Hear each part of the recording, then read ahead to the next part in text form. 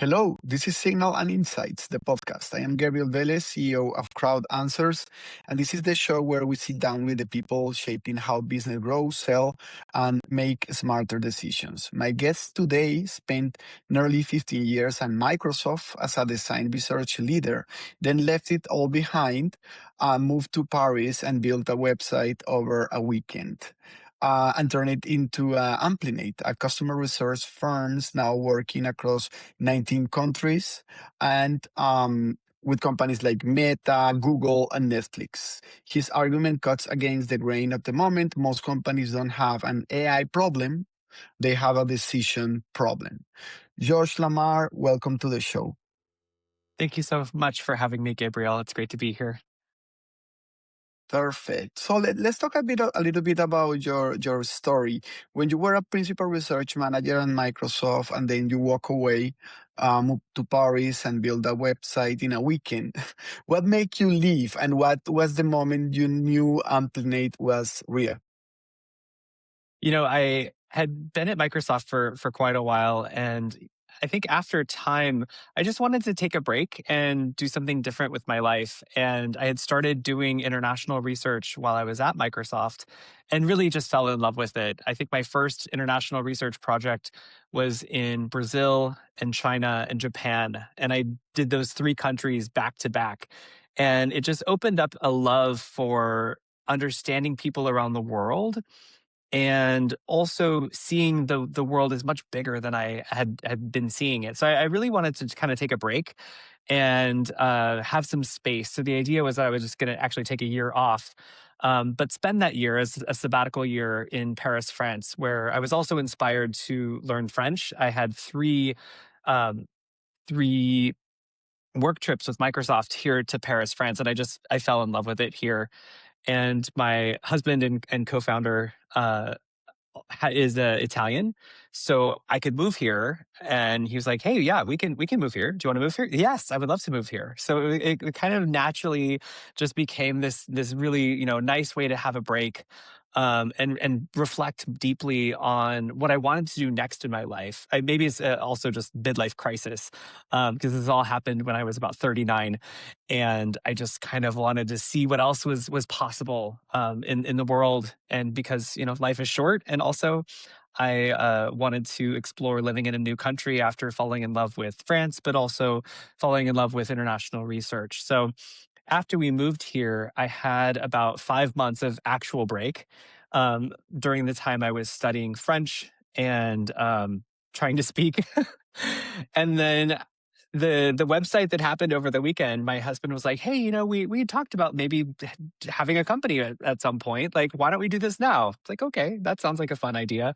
Built a website over a weekend, said, put it out on LinkedIn, said, "Hey, I'm going to start freelancing. Like, let's see what happens." And within a week, someone had reached out and said, "Hey, we're doing some research in France, and I'd love you to do this." Like, okay, that sounds great. So that's kind of how we started, and that first client was Meta. That's great. Sometimes these things happen, in a row, and we feel that it's like as luck or something, by chance, but it's not really. It's like just being at the right time, the right moment, and with the right attitude at the same time. So that's great. You call Amplinate the human intelligence layer that successful AI deployment needs. What does Mhm. that mean in practice? What goes wrong when a company skip it? Well, really, AI is just another tool, another technology that's being developed right now. And all of the work that we've been doing the last several years has been in service of trying to help our clients to build better AI based tools for their customers. The initial kind of approach a couple years ago was like, "Hey, we need to put AI into our tool," and it became, "How do I put a chatbot into whatever it is?" And we've seen lots of examples in the marketplace of good chatbots, bad chatbots, even chatbots that would give false information. And that was, that was the thing that was happening quite a bit. Um, and now it's really looking at it from a new perspective and saying, what do humans need? And what are the problems that that your customers or just humans in general, what are the problems that people have? And how can we solve those problems? Could we solve them with AI or with another type of tool or technology that makes it better for the experience better for them? So I think that that's been the big shift in terms of the mindset and the approach. But the baseline is really understanding who are these humans that have these needs and can we solve those problems?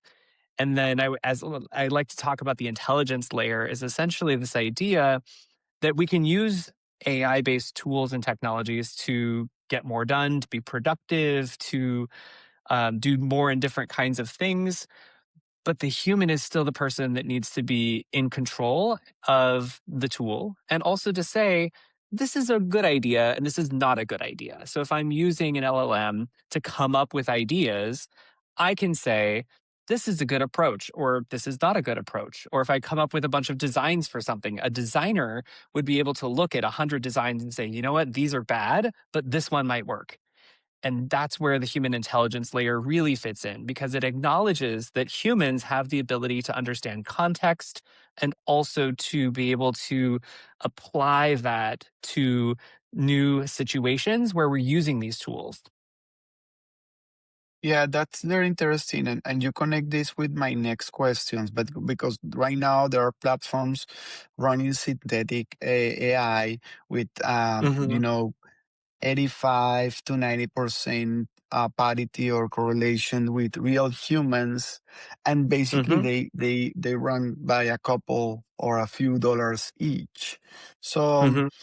um, why do you think a client should pay a firm like yours in order to get, the insights and the results that they want if they can get so cheaply on the other side?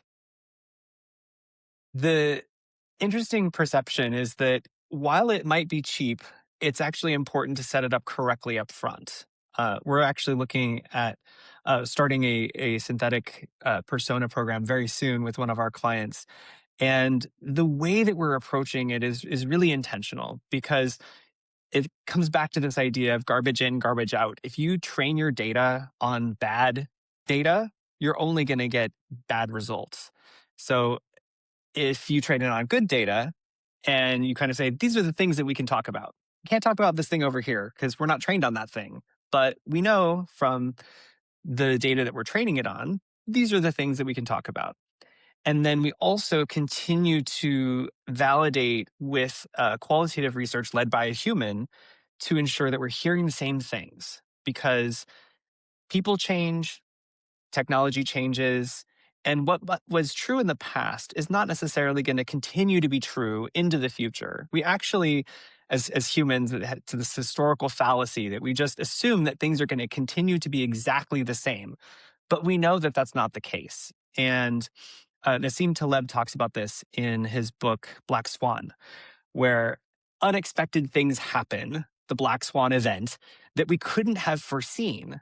And yet we have to adapt to it. So things like COVID was a great example of an unforeseen thing that happened that have impacted the entire world. Nobody saw it coming, but we had to adapt to it. But if we were to just look at at the past and say, "Oh yeah, it's just going to continue to be the same way into the future," and this is what happens, we just make decisions based on that, assuming everything will be the same. But the reality is that it's not. And this is why it's so important to not only have a hybrid approach of digital or synthetic data, but also real human led interviews qualitatively. It's a mixture of the quantitative and the qualitative, of the synthetic and the authentically human at the same time that allows us to really appreciate and understand the context and the nuance. 100%. I am with you. And depending on the stage, depending on the current need, depending on the progress, we can use different methods, different processes that basically help to keep what you mentioned, the human in the center of the equation and the connection with the real human emotions that at the end is what moves the needle when we need to act on the market with results, because if there's not emotions involved, it's very hard at the same time to connect both with the insights and with the actions that the consumers will take based on everything that we do. So I Yeah. like that And I think, approach. yeah. And I think too that when we look at data and we understand we kind of get a sense of what we know, we're only basing it on what we know from the past. And we can't really use AI based tools to look into the future. We can talk to people about what they think might happen. But I think that the importance is that we're able to ground it on what matters to people or what people value. And when someone values something, we're going to know that that value is going to be similar in the future. Whereas if we're looking at data that's collected in the past and just assuming it's the same, it's trickier. Yeah, 100%, because the data was collected in the past and the model was collected basically have a bias Yes. intrinsically built in the model. And that's why the researchers changed that equation to 100%. And this is a problem that can be on research side, but also could be around leadership on the companies. Yeah. So Yes. let's talk a little bit about cross-cultural research. You run research in 19 countries, and you said Yes. most US tech products fail abroad because teams assume US behavior is universal, right? What's an example where the cultural insight completely changed what a company built? If you have an example, that Yeah. would be great. I have a whole bunch of stories here. I think one of my favorite stories is actually when I was doing research in Brazil, and I was doing research for Microsoft, and it was for the homepage for MSN, and we were looking at how people look for information online. And one of the things that came up in Brazil, and we're actually looking at it in terms of sports because we actually had a sports app. This is when Windows 8 was launched, and we had these big tablet apps that we were creating. And so we were looking at these different content sources in sports, but also across news and the weather and cooking at home, bit of recipe app, all these kinds of things. But one of the really fun insights was that we learned that in Brazil, there's this soap opera that's on that becomes the national discourse of the country. And a lot of times the news people wanted to create these sections of content that were related to the soap opera, which I thought was just so wonderful. And so what we ended up doing is needing to create this special ability to have new content sections that are created by the team in Brazil for whatever it was. And in Brazil, it happened to be that, or in during Carnival or leading up to Carnival, it would be about different types of things that were going on in relationship to it. So there are these kinds of things that it's not about changing the product entirely, but it's about allowing for the flexibility to create things that were needed that are more culturally nuanced to the market. That's great example, and I imagine that in your work you can talk about this and other examples as well, Mm, because this cultural sensitivity is not always there, and this is important to have it firsthand, right? Um, mhm, in my career, in the past, I used to work a lot with the bottom of the pyramid in developing countries, and yeah, I mean, at this time, brands were just, like they have the lack of understanding and depth, to be sure that they cover this group. Right now, I think they are improving, but yeah, it's always important to mhm, have this like a frame or guide to through the clients who help them navigate throughout that processes. mhm. Good. So Yeah. I have a tell me a little actually, bit. Go I have ahead. one more Sorry. story if yeah, sorry. Please. I Yeah. have one Yes. more story. I think it's a really, really good one about cross-cultural nuance that I think is just really important because when we have this approach of just assuming that the rest of the world is exactly like us, then we make the wrong decisions. And there was another project that I worked on with a different client, and they were launching a new app in France, but the branding name, like the name of the app, was something that looked like it was a similar word in French, but it was spelled wrong. And depending on the accents that you use in French, it could mean a couple different things, or it just looked like it was misspelled. And then the word that they thought that it meant was actually something completely different than what the intention of the naming meant in English. But people didn't know to read this name in English or as a misspelled French word, and it just caused so much confusion. And I think that this is just another really good example of how it has to be culturally relevant and adaptive so that people understand what it means. And people did not understand what it meant at all. Yeah, yeah, 100%. And I leave that with, for example, with the packaging industry as well, because sometimes Hmm. global guidelines require to have the same packaging across the globe. And in some Hmm. countries, this specific color, those specific logos or signs, those maybe won't help, or maybe are not the best way to basically get the positioning the brands want. So it's always like a balance, at the same time the ability to understand that and basically translate to Hmm. the client. Yeah. Yeah. So we can continue talking about those examples Yes. for hours. I think that's great. So Yes. let's talk a little bit about the book that you're writing with Jay Abraham. You're co-writing this book with Jay Abraham on Yes. what you call geometric growth.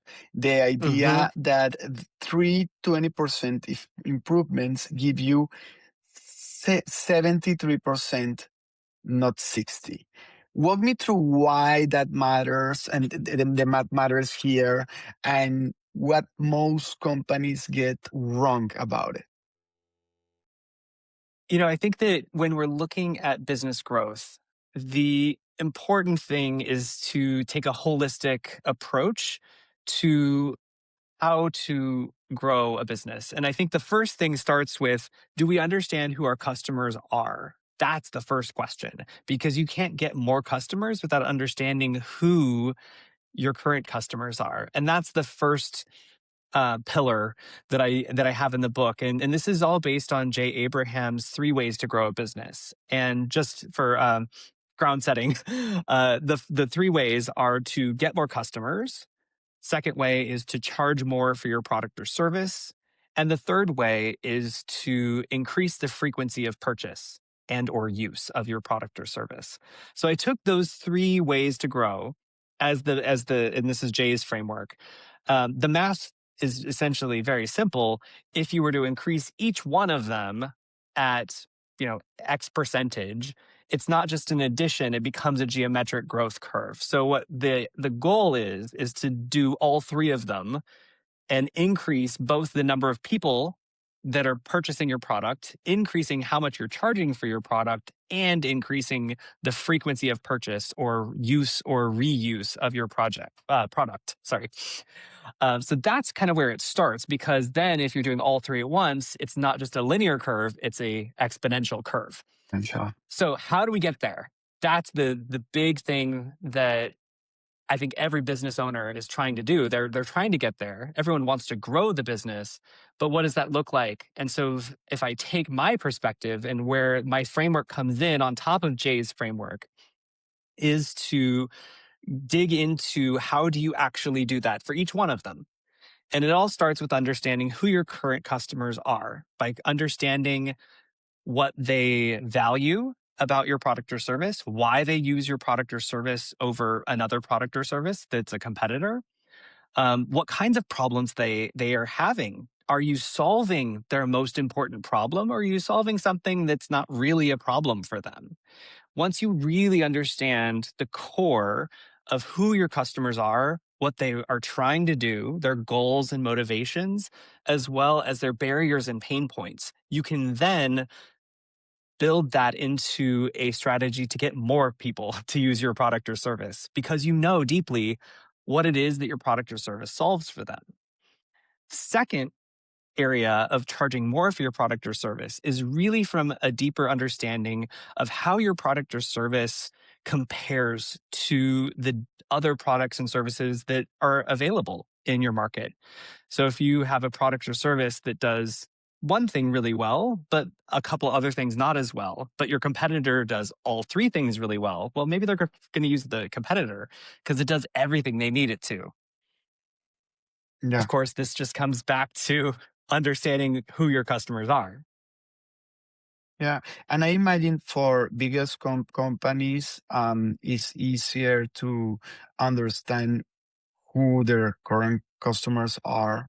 Not always, right? But most of the Yeah. time.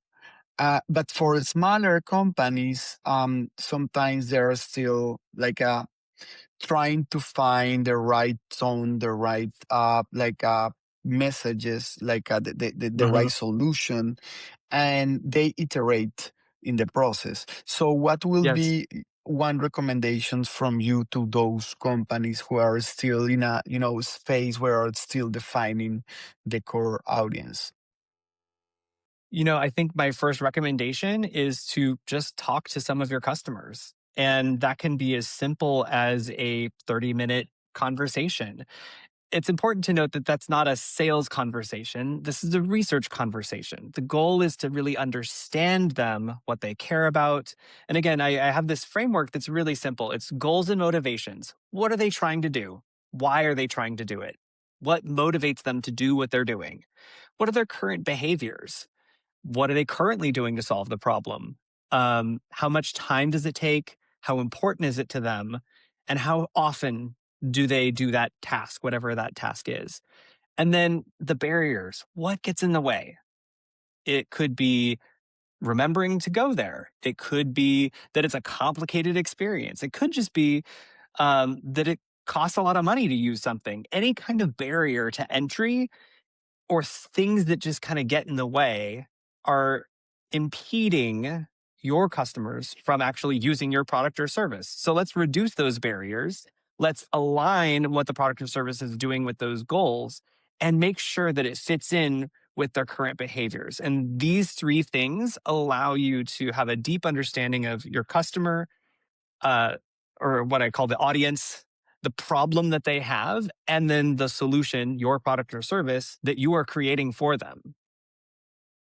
Yeah, that makes sense. And then everything connects in a very virtuous way, in the ideal Exactly. stage. Yeah. Yes, So yes. tell me something. How does you as a researcher, UX researcher, uh, ended up co-authoring a strategy book with one of the most famous marketers alive? It was really funny. My husband had been following Jay for quite a while, and we had joined some of his groups, and we'd started kind of reaching out. And he reached out and was basically like, "Hey, we want to work together." Um, and Jay is a very generous person, but he was really excited about what it was that we were doing because it's adjacent to his realm of marketing that he's known for. And he hadn't been as exposed to the concept of UX research and design. So he was just fascinated by the area. And as we started working together, what ended up happening is that I had to translate what he was saying into what it meant for both my own business, but also for the other clients and businesses that we're helping support as well. And so I had to take my research background and say, okay, get more customers. How do I do that? Charge more for the product. Okay, how do I get people to pay more for a product or service? So I had to kind of reverse engineer it for myself to make sense of it, and the book just flew out of that naturally because it I had to make sense of it for myself. But I was like, oh, actually, like this makes a ton of sense. And as I started, I was in a CEO mastermind with Jay as well, and I met a whole bunch of other CEOs. And as I learned from them and talked to them, and I have a bunch of CEO friends now, um, I learned that this way of thinking in the concept of Jay's three ways to grow was really common across other CEOs and business owners. And I would talk to them, and they'd ask me like, "Hey, how do you do this? How do you figure this out?" And I was like, "Oh, well, you just do blah blah blah X Y Z. Here it is. There's the process." And they thought I was just brilliant. But it was like just super simple, basic stuff for me because I've been doing it for over 20 years. And I realized that this is not common knowledge across business owners because you're trained on different things.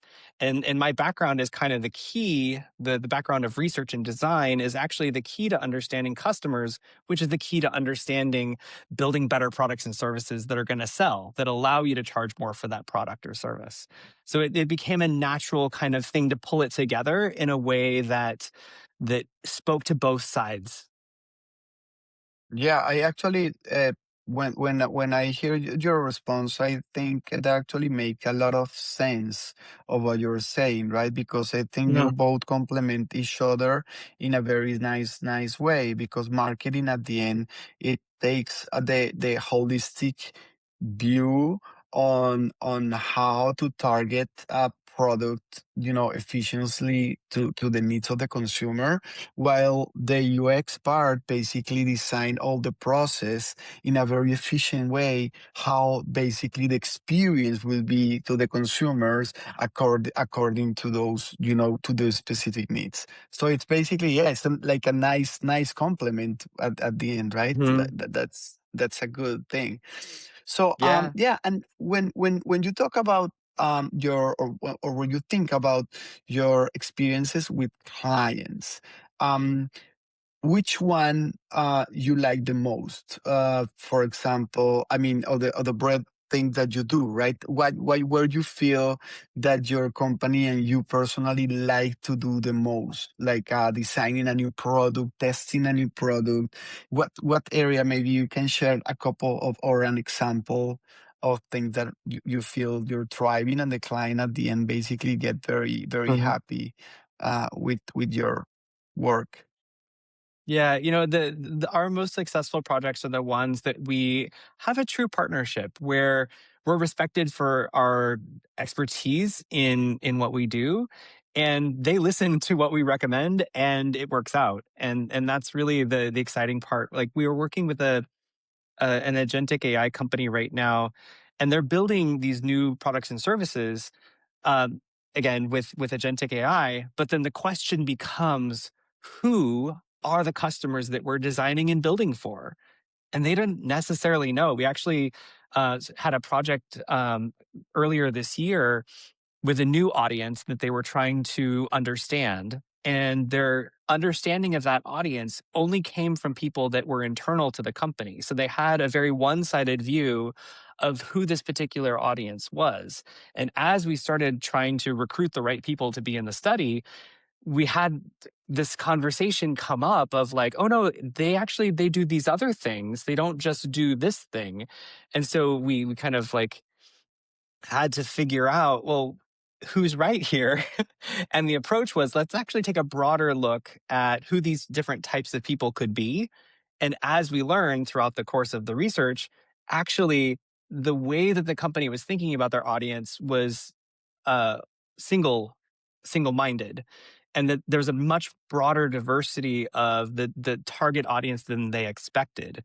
But also because of that, we were able to get a broader understanding of what types of roles these and job functions that these people worked in, and also the breadth and diversity of what they were doing and how we could use agents to solve some of their problems. So it was a really like surprising but like wonderful experience because it brought everybody together in understanding and defining who the customer was, but also looking at it from evaluating how well that product or service would meet their needs. And so those are the kinds of projects that are just really fascinating and exciting. So we both do Amplinate does kind of done for you research where we'll go in and really understand your customers and work with teams to build better products and services through the recommendations that we have based on the research we do. And separately, I also do consulting with other CEOs. Like I'm working with one right now, also an agentic AI company, to really apply this framework intentionally. And there's one more kind of relationship here that I think is really interesting. Is this idea? I call it product truth, and it's this alignment of three things. And this is going to tie back into marketing.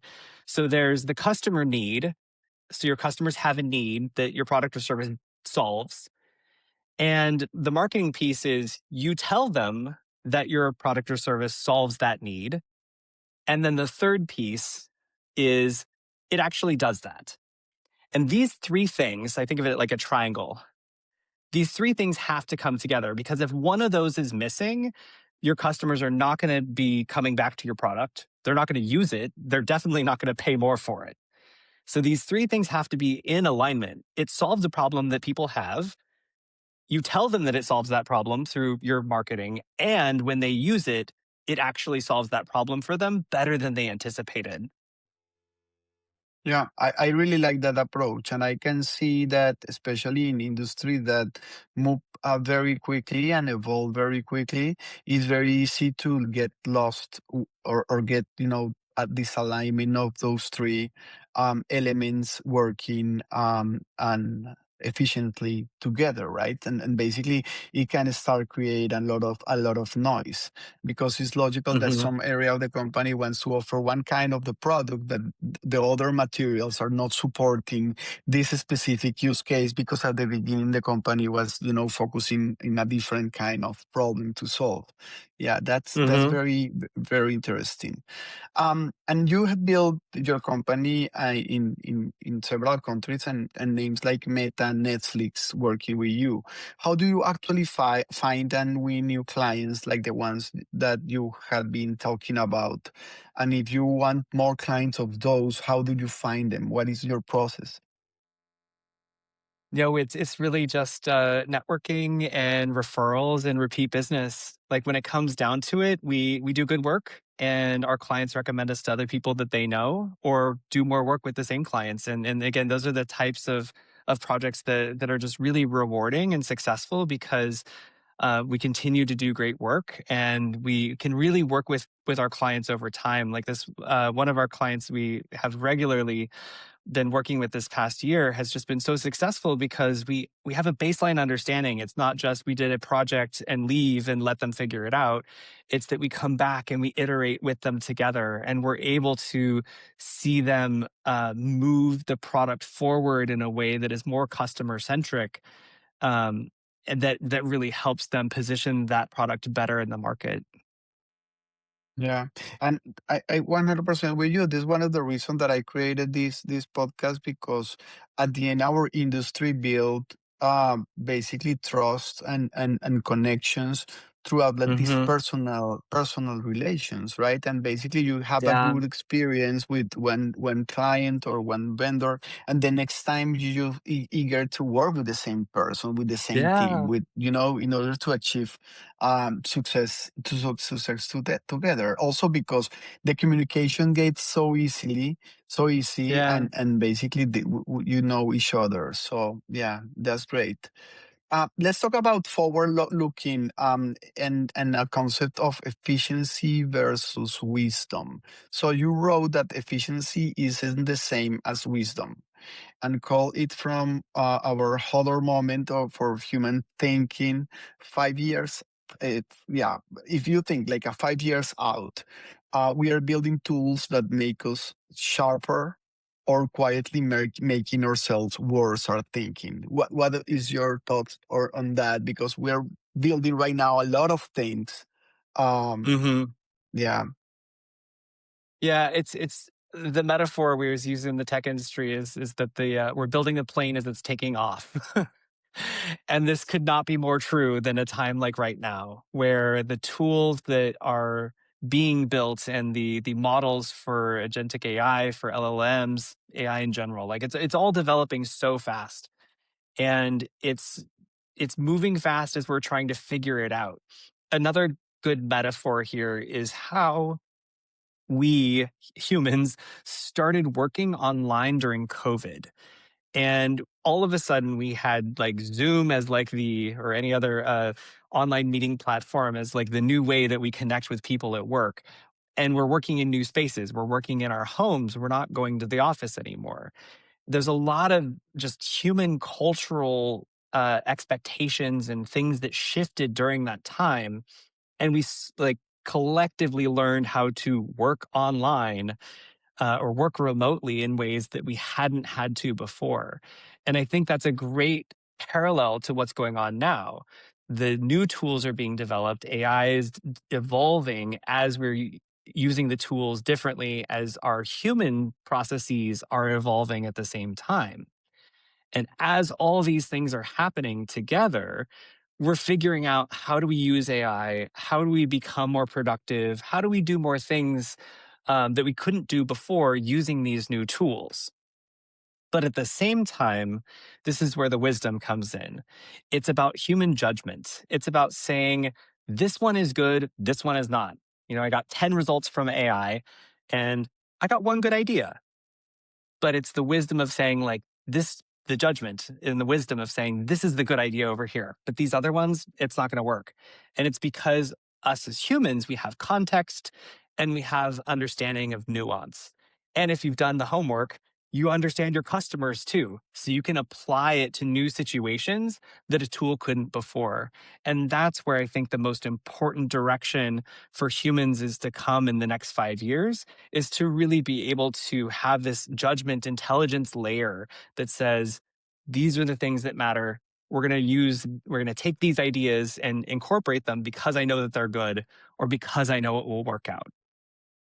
Yeah, 100%. I am interested to see how LLMs evolve um, into basically providing and be more efficient as personal assistance, basically to allow Hmm. creativity, human creativity, but at the same time control and help with what humans need, like a memorization, organization, other things like that. And also very curious to see how those companies get automated. I know they already have, right? Automated loops, automated feedback on things that works and things that doesn't for the creation. I mean, for the improvement of their services. I think Yeah. we're still have a lot of things to chew. And if someone, I think in the podcast said it recently, um, if AI ceases to exist right now, only with what we have right now till today, it's gonna change the world.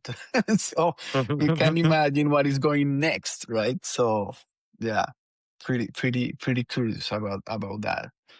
So Yeah. yeah, let me ask you just a couple questions. I think you have a music and poetry degree, and then Yes. research at Microsoft, now the company, the book. So I see this, like a creative impulse that you have and guide everything that you do. That's great. What's the thing that still get you up in the morning? The problem you can wait to get your hands on. It's really about seeing the like learning and iterating on AI as it's evolving right now and seeing things work out for our clients. It's just so exciting for me because we're developing these tools and actively helping our clients to build better tools. And that's what's just so exciting because I feel like I'm a part of it. And to be a part of it is to, in my case, to stand up for the human centered piece of it and the human in the loop and create a human centered AI. Because at the end of the day, we're all still human and we're going to connect as humans with each other. We don't connect with AIs. We don't connect with computers. We don't connect with hammers or other tools in the toolbox. Connect as humans. And at the end of the day, we really need to make sure that the tools that we're creating are in support of human flourishing. And having a voice and a part of this conversation is the biggest part of what brings me up in the morning. That's amazing. That's great. And I agree with you, right?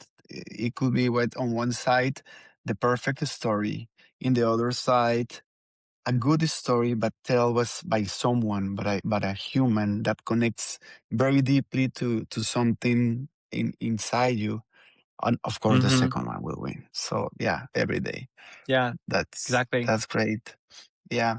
So these have been generally great. The human intelligence layer, the geometric growth, the idea that the smartest AI start, where, we understand people.